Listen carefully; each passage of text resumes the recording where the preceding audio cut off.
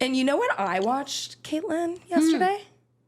I watched some gymnastics. Oh, I thought you were going to say you watched America. I was like, I did! It's like, do what? And I watched them slay. Oh, my gymnastics. Gosh. Our girls, guys. Listen. Okay, like I'm a sucker for a story. Okay, love the stories. I'm a sucker for a story. Like when like news people and stuff, like they make these big Their like exposés. emotional stories. Yes, they're for me. I am the target audience. I love them so much. They fill me up with so much joy. Yes, Listen. and there were a lot of those stories. There were so many stories. I was so happy for Simone and Suni and also Brazil's Rebecca. Yeah. They've been through so much, and obviously all three of them. Everyone knows about Simone's story and her mental health and getting the twisties. And as someone who, I didn't do gymnastics because I am 5'10", but I was a cheerleader. Yeah. So I did a lot of flipping and twisting, and it's very scary. And I did nothing near close to what Simone Biles did. Nope. So, can't imagine. And losing yourself in the air is possibly the scariest thing, because then you don't know what you're landing on. Yep. So for her to say, I'm not going to die over this, essentially, because you can. Yep. That's the reason I had to stop, is I had, like so many issues. But so I'm just so impressed by her. And I know a lot of people, she got a lot of flack because everyone thought she was bailing on the team. But she put herself first. As she should. And it felt really good. Everyone talks about Carrie Strung, the athlete from many years ago that was kind of forced to do her vault. And she literally landed on one foot, but it was for her country.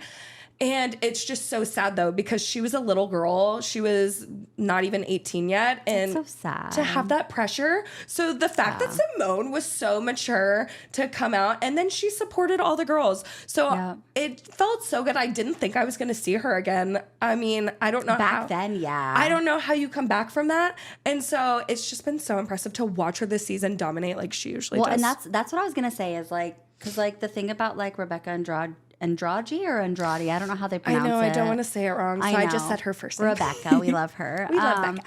Well, like that's like the thing about like Rebecca and Suni is like they both overcame such crazy physical challenges, which again in itself is absolutely insane. But like I feel like with mental challenges, like you don't really have like a healing timeline. No. You know, like when you break your ankle, it's like 6 to 8 weeks, then you can start working out again. Well, when you're flipping, that's how it is. And I would, when I was learning how to do a back handspring, I would have one bad back handspring and then the rest of the night I'd say it's a done night. I can't think, like I mentally couldn't overcome it. So people that can are very impressive to me. Yes, that's what I'm saying. I'm like, and like you have to put like a lot of mental work in to like, especially just because like it's not like she's coming back and like doing a couple back handsprings. She's coming back and being the best gymnast in the world. Yeah, doing things that like no one else is doing. Yes, like she went from, pulling out of the Olympics in Tokyo and everything to coming back and literally winning 2 gold medals, a team gold medal. Second all around. Yes. I think it was so scary and exciting for her first event again to be the vault, which is what happened in the Tokyo. And then you see like that look of relief after. Like she fucking did it. And I'm like, I don't know her, but go you. Yes. And that was so exciting. And then Suni has I read an incredible expose on the New York Times. You should go listen to it. This is not my information. But she basically has an incurable kidney disease, and her kidneys are not working. And so she terrifying. Thought it was over. She did not think she was going to be in this Olympics. She had to pull out at Auburn. I was going through so much. I think she said she gained around 40 pounds. Yeah. In like a couple of months. And not even, I think she said in a couple of weeks or something crazy like that. Yeah. And then when she was at Auburn, she wasn't able to go to classes anymore because people were stalking her. Aww. So I'm pretty sure she talked about going to Auburn for that college experience. Yeah, she said she wanted to have like a normal college And people were like slipping notes under her dorm door. There was like no safe space for her. And so she was really depressed, and she spent a lot of time thinking that she kind of had to be the provider for all her siblings. And she just had an immense pressure. So she has had her own huge battle with mental and physical health. Oh my goodness. The picture of her, like with her poor, sweet, swollen face. I just want to hug her. And it felt so good to watch her. And I was like, to the wire, I think we didn't know if she was going to medal or not. Yep. So it was so good for her. And then Rebecca from Brazil, who tore her ACL 3 times in 4 years. Everyone that won. Insane and came back.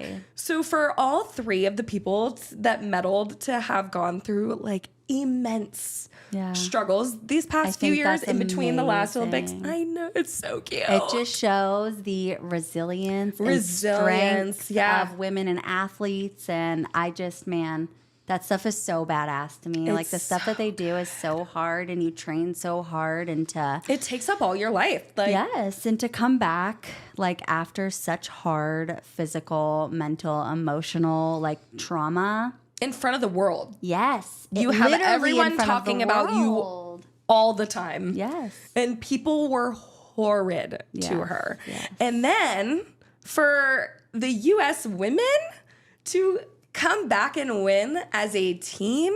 It's beautiful. As lazy as they were.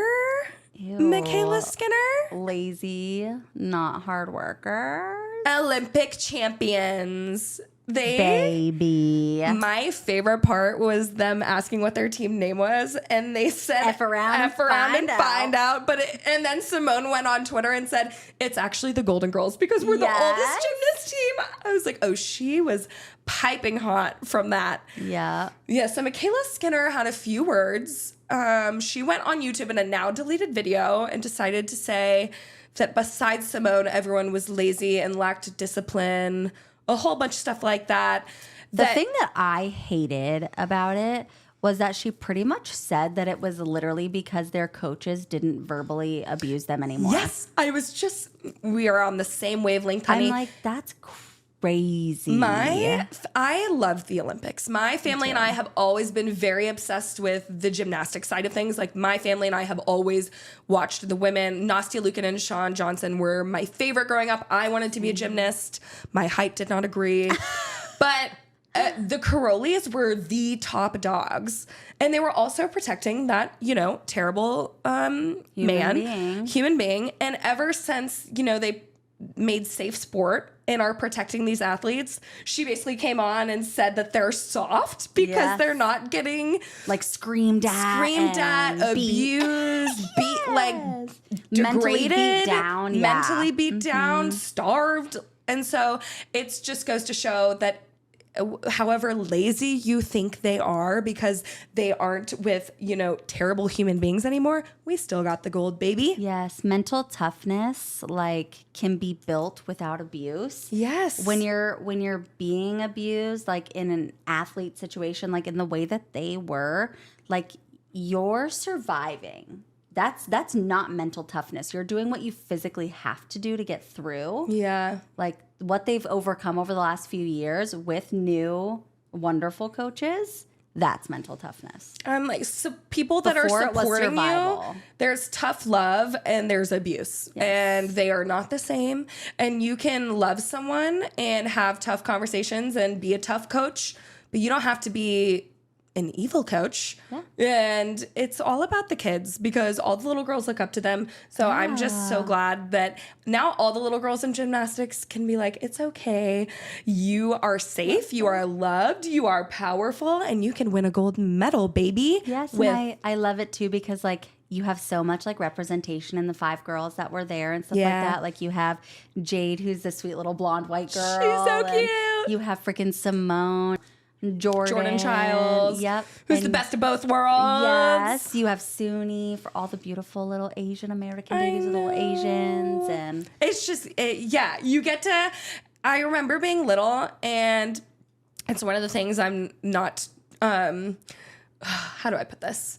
when you're little and you're a little blonde girl, you get a lot of representation. So I didn't understand, and it makes me feel sad, kind of all the little girls that didn't get to see themselves represented in TV shows and movies and as princesses and as athletes. So it's so fun that they've taken over, and almost every single little girl can look up and be like, she looks like me. Yeah. It's just very even sweet. like the Brazilian girls with Rebecca, and I just think that like I think that it's just such a beautiful thing that and Simone and Rebecca shared a huge hug. Oh my God, I know they were being so supportive of each other, and Suni too, because it's a competition, but you can tell they've all gymnastics is you start when you're super young, so I'm sure they've all been competing against each other, forever and ever. So and they all know what they've overcome, like they all, to have like the three of them literally overcome so much and be the three girls who medal. Yeah. Like all three of them, they just